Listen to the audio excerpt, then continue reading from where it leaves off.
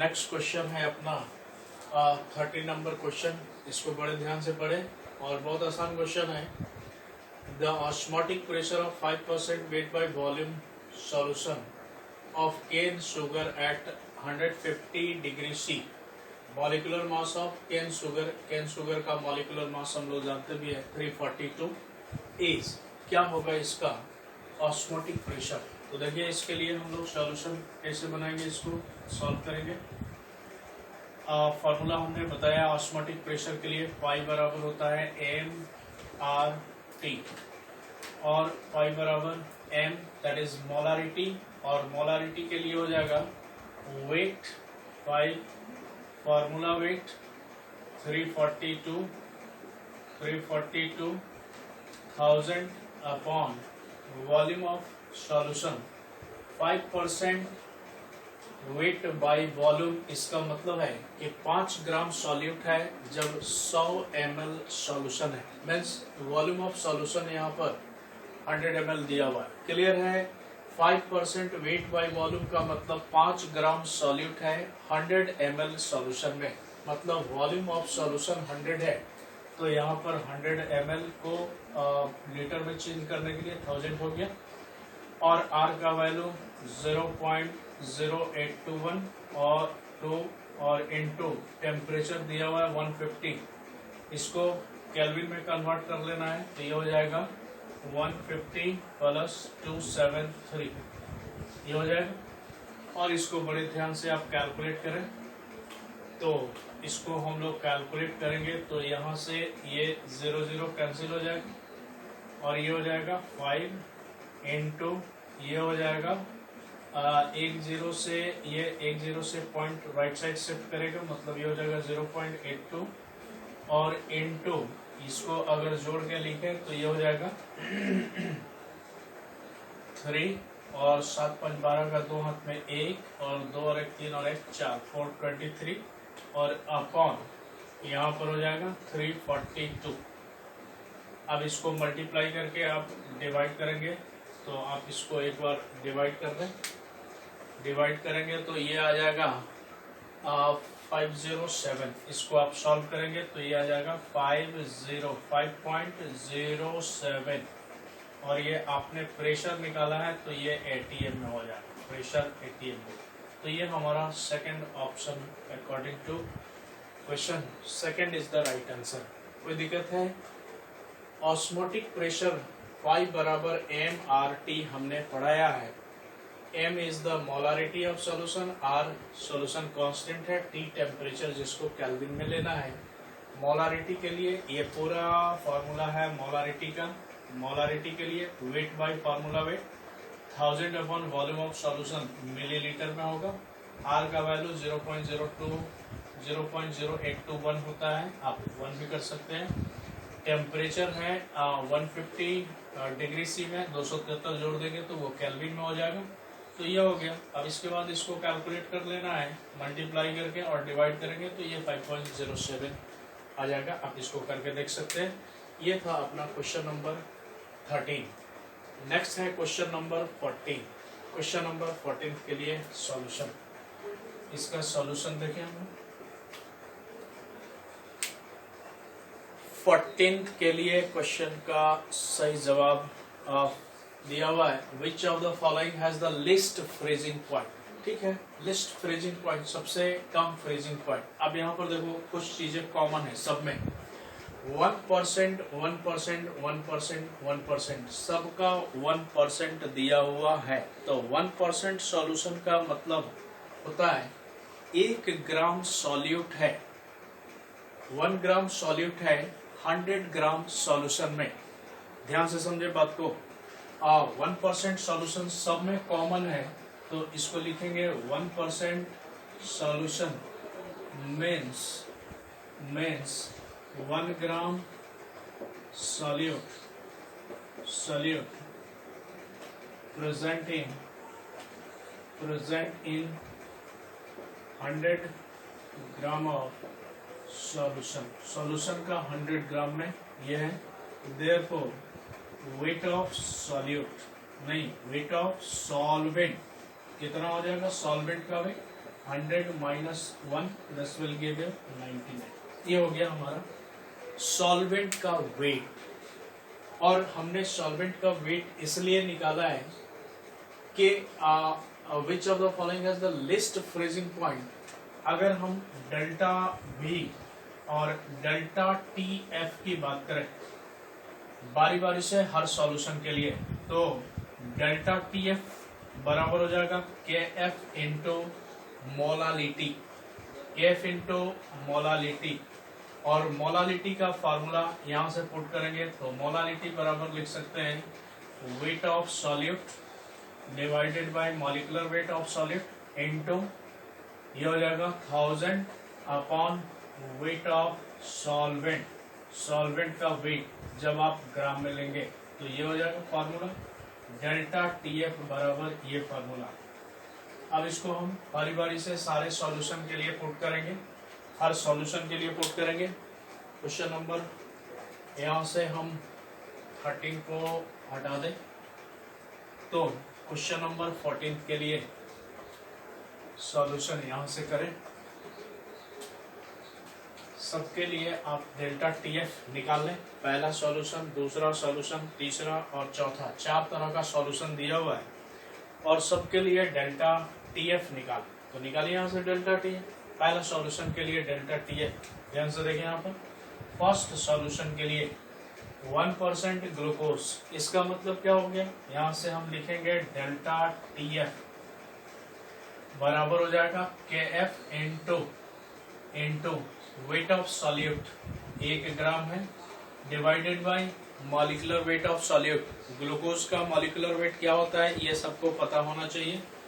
Glucose का molecular weight first के लिए 180 multiply by 1000 upon weight of solvent. Solvent का वेट कितना दिया हुआ है 1% ग्लूकोज है, इसका मतलब इसका वेट, सॉल्वेंट का वेट तो हमने 99 दिखा दिया है तो डिवाइडेड बाय 99। अब इसको सॉल्व करेंगे तो डेल्टा TF बराबर आ जाएगा, डेल्टा TF बराबर इसका सॉल्यूशन के बाद ये वैल्यू आ जाएगा 0.056, ये आ जाएगा 0.056 KF, ये आ जाएगा, KF नहीं दिया हुआ है। पहला सॉल्यूशन के लिए डेल्टा TF निकल गया। इसी तरह से आप दूसरे सॉल्यूशन के लिए निकालें। सेकंड सॉल्यूशन के लिए अगर हम डेल्टा TF निकालें सेकंड सॉल्यूशन के लिए तो this must equal to KF into फिर मोलालिटी ऑफ सॉल्यूशन। मोलालिटी के लिए 1% सुक्रोज है तो ये हो जाएगा weight of solute upon formula weight of solute. Sucrose का formula weight 342 into 1000 upon weight of solvent जो 99 आया, ये सब में कॉमन रहेगा। और इसको सॉल्व करेंगे तो डेल्टा TF का वैल्यू आएगा सुक्रोज के लिए 0.029, ये आ जाएगा 0.029 और ये आ जाएगा KF, ये आ गया डेल्टा TF सेकेंड सॉल्यूशन के लिए। इसी तरह से थर्ड सॉल्यूशन के लिए निकालें। थर्ड सॉल्यूशन के लिए KCl है तो यहाँ से लिखेंगे डेल्टा TF बराबर हो जाएगा KF इंटू वेट 1 और डिवाइडेड बाई KCl का फार्मूला वेट अगर निकालेंगे तो ये आ जाएगा 74.5 आ जाएगा मल्टीप्लाई बाई 1000 अपॉन 99। और इसको सॉल्व करेंगे तो यहाँ से KCl के लिए आ जाएगा 0.27, ये आ जाएगा नहीं KCl के लिए 0.27 KF आ जाएगा, ये आ जाएगा डेल्टा TF फॉर KCl। और सिमिलरली फोर्थ सॉल्यूशन के लिए BaCl2 है तो इसके लिए डेल्टा TF बराबर हो जाएगा KF into weight of solute that is 1 upon formula wait. Barium chloride का फार्मूला वेट निकालेंगे तो फार्मूला वेट हो जाएगा 208, इसका फार्मूला वेट निकालेंगे तो 208 और इंटू 1000 अपॉन 99। और इसको सॉल्व करेंगे तो ये भी वैल्यू कुछ आएगा और ये आ जाएगा 0.145 KF ये हो जाएगा डेल्टा टी। तो ये वैल्यू हो गया, चारों के लिए हमने डेल्टा टी निकाल। फिर से एक बार समझे क्वेश्चन में, which of the following has the list freezing point. अभी हमारा सॉल्यूशन तो हो गया है, लेकिन आंसर आपके लिए अभी डायलेमा में है आपके लिए। तो देखें इसको, which of the following has the list freezing point, सबसे कम फ्रीजिंग पॉइंट किसका है। हमने 4 सॉल्यूशन यहाँ पर दिया हुआ क्वेश्चन में, चारों सॉल्यूशन के लिए हमने डेल्टा टीएफ निकाला, एलिवेशन एंड या sorry depression in freezing point. Freezing point कितना घट रहा है ग्लूकोज मिलाने से, सुक्रोज मिलाने से, KCl मिलाने से, BaCl2 मिलाने से। तो पहला सॉल्यूशन के लिए यहाँ से हमने बताया, और जनरल है 1% सॉल्यूशन दिया हुआ सबके लिए। इसका मतलब है कि 1 ग्राम सॉलिड है 100 ग्राम सॉल्यूशन में, मतलब सॉल्यूशन 100 ग्राम है और सॉलिड 1 ग्राम है। तो सॉल्वेंट का वेट यहाँ से 100 - 1 दैट इज 99 निकल जाएगा। ये सॉल्वेंट का वेट निकल गया। डेल्टा टीएफ बराबर हम लोग पढ़े हैं केएफ इंटू मोलालिटी, और मोलालिटी के लिए weight of solid divided by formula weight of solid 1000 into weight of solvent in gram. तो ये फार्मूला हम बार बार चारों सॉल्यूशन के लिए यूज करेंगे। तो यहाँ से केएफ नहीं मालूम है, केएफ है वेट ऑफ सॉलिड 1% है, तो दैट मीन्स 1 ग्राम। ग्लूकोज है तो फार्मूला वेट इसका 180 इंटू 1000/99 वेट ऑफ सॉल्वेंट निकल गया। अब इसको आप सॉल्व करेंगे, ये सॉल्व करेंगे तो ये आ जाएगा 0.056 KF, डेल्टा टीएफ का वैल्यू ये आ गया। और यहाँ से देखें दूसरे सॉल्यूशन के लिए उसी तरह से डेल्टा टीएफ बराबर KF into weight of solid divided by formula weight into 1000 divided by weight of solvent gram में, और इसको सॉल्व करेंगे तो 0.029 KF आ जाएगा। उसी तरह से दूसरे तीसरे सॉल्यूशन के लिए भी सेम है और चौथे सॉल्यूशन के लिए भी सेम।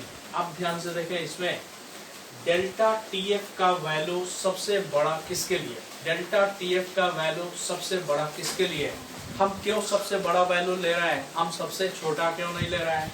तो ध्यान दिया जाए, आपने पढ़ा है कि जब कोई भी सॉल्यूशन है, या मान लिया जाए ये प्योर सॉल्वेंट है, प्योर सॉल्वेंट है, इसका टेम्परेचर फ्रीजिंग पॉइंट है T1, और अब इसमें हमने सॉल्यूट डाल दिया तो इसका टेम्परेचर हो गया T2।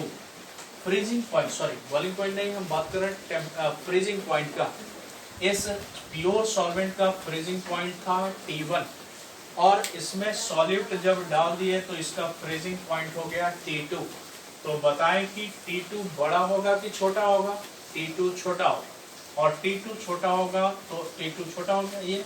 तो इसके लिए हम डेल्टा टीएफ जब निकालेंगे, डेल्टा टीएफ, तो ये हो जाएगा T1 - T2। ये फॉर्मूला आएगा डेल्टा टीएफ के लिए।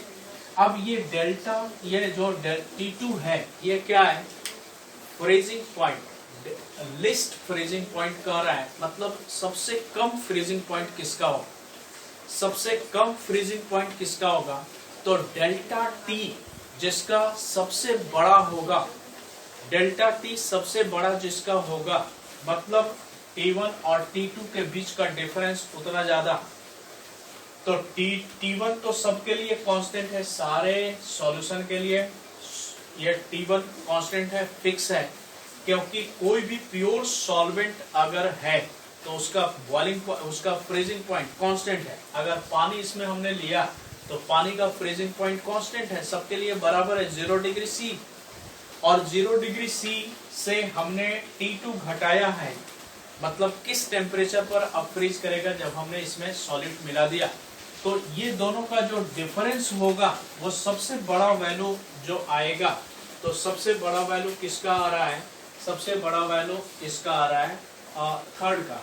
तो सबसे बड़ा वैल्यू ये आ गया, इसका मतलब क्या है, सबसे कम टेम्परेचर पर ये फ्रीज करेगा, क्योंकि यहाँ पर डेल्टा टीएफ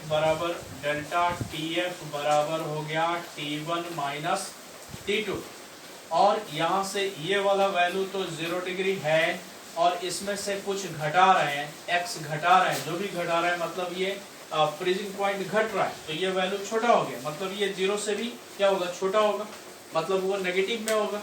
तो ये वैल्यू जितना छोटा होगा, x का वैल्यू जितना छोटा होगा, डेल्टा TF का वैल्यू उतना बड़ा होगा। मतलब डेल्टा TF का वैल्यू बड़ा तो T2 का वैल्यू उतना छोटा हो जाएगा। बड़े ध्यान से समझे, क्वेश्चन में डेल्टा TF का वैल्यू सबसे ज्यादा हो गया थर्ड ऑप्शन के लिए, दैट मीन्स KCL के लिए।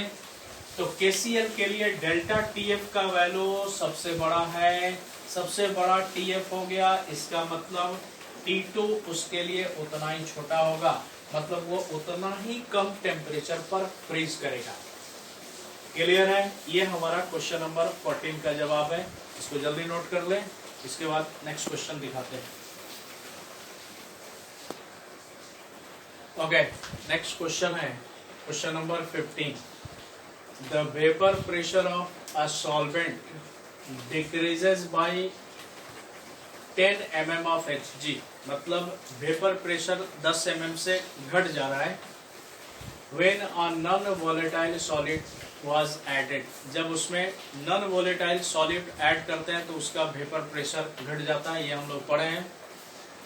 To the solvent, the mole fraction of the solute in the solution is 0.2। मतलब ये मोल फ्रैक्शन दिया हुआ है, आपने पढ़ा है lowering in vapour pressure delta P upon P0, ये हम लोग पढ़े डेल्टा P अपॉन P0। और P0 किसका है? ये सॉल्वेंट का है। अगर B प्लस A सॉल्वेंट को मिला दें, ये बन गया हमारा सॉल्यूशन। तो ये है सॉल्यूट हमने बताया है, प्लस ये है सॉल्वेंट और ये मिलके बन गया सॉल्यूशन। तो यहाँ पर प्योर सॉल्वेंट A है, मतलब ये हो जाएगा P0A, प्योर सॉल्वेंट का वेपर प्रेशर। और according to question this is equal to 0.2। Already we have learned about lowering in vapour pressure equal to mole fraction of solute, ये हम लोग पढ़ चुके हैं। तो मोल फ्रैक्शन सॉल्यूट का क्वेश्चन में दिया हुआ है 0.2, तो यहाँ पर लिख दें 0.2। और the vapour pressure of solvent decreases by 10 mm, इसका मतलब डेल्टा P दिया हुआ है, ये डेल्टा P का वैल्यू दिया हुआ है। Now we can write 10 upon P0A equal to 0.2 and therefore P0A बराबर हम लिख सकते हैं 10 अपॉन 0.2, और पॉइंट को हटाएंगे तो यहाँ से ये पॉइंट को हटाएंगे तो ऊपर एक 0 हो जाएगा। This is 50। What is this? Partial pressure means ये है प्योर सॉल्वेंट का वेपर प्रेशर, दैट इज इतना ATM या mm ऑफ Hg, ये हम लोग लिख सकते हैं। mm में दिया हुआ है तो mm, यहाँ से ये निकल गया हमारा प्योर सॉल्वेंट का वेपर प्रेशर, प्योर सॉल्वेंट का वेपर प्रेशर। पहला पार्ट ये। सेकंड पार्ट क्वेश्चन में क्या है? What should be the mole fraction of the solvent, solvent का मोल फ्रैक्शन क्या हो जाएगा? मोल फ्रैक्शन निकालना है हमको, सॉल्वेंट का मोल फ्रैक्शन क्या हो जाएगा? If the decrease in vapour pressure is to be 20 mm, अगर वेपर प्रेशर घट गया 20 mm से तो मोल फ्रैक्शन क्या होगा? मोल फ्रैक्शन ऑफ द सॉल्वेंट क्या हो जाएगा? तो इसके लिए फिर एक बार हम यही फार्मूला को लिखेंगे, और इसी फार्मूला को लिखने के लिए हम इसको नीचे वाले को मिटा दे रहा हूँ, इसको जल्दी पहले नोट कर लें, उसके बाद इसको मिटाएंगे। यहाँ से लिखें, फिर से लिखेंगे डेल्टा P अपॉन P0, तो यहाँ से लिखेंगे delta P upon P0A and this must be equal to, question में दिया हुआ है, नहीं दिया हुआ है, ये मोल फ्रैक्शन हम लोग को निकालना है। तो यहाँ से दिया हुआ है this must be equal to mole fraction of B, यहाँ से हम लोग लिख सकते हैं ये फार्मूला। अब कह रहा है, ऊपर में था कि वेपर प्रेशर 10 mm से घट गया, अब क्वेश्चन में कह रहा है कि वेपर प्रेशर 20 mm से घट गया।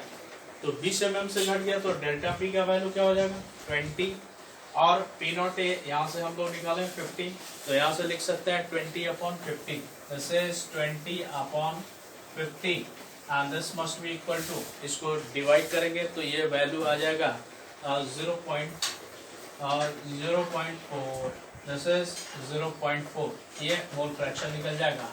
अब इसके अकॉर्डिंग जो ऑप्शन है सी, तो सही जवाब हो जाएगा C. This is question number 15। जल्दी इसको नोट कर ले, उसके बाद नेक्स्ट क्वेश्चन देखते हैं।